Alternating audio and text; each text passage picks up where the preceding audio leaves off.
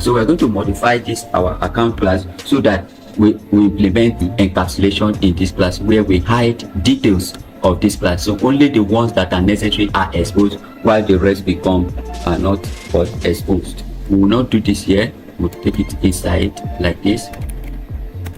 So we'll do single underscore, which is for protected, and then double underscore for what? For private. All right, so this is it. Now that we have done this, we also need to modify. We also need to, so because we have done this, there is no way you cannot just end the attempt to get this will be throwing an error. Okay, and because it's going to throw an error, we need to modify whatever we have here.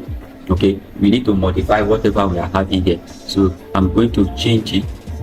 Okay, so let's start with the getters and setters. So for you to now have access, because it's now protected and private, we need getters and setters. The getters will get the update of our balance, while the setters will set the balance. Let's start with it. So let's set before we get. So do dev set underscore number, set account number,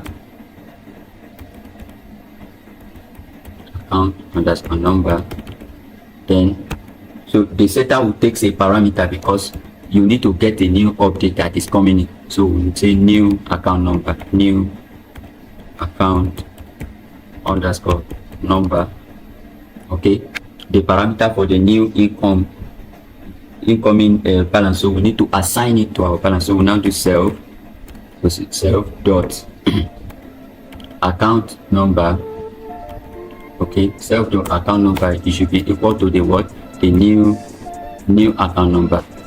Okay, so but now that we'll be able to get the new update with this parameter.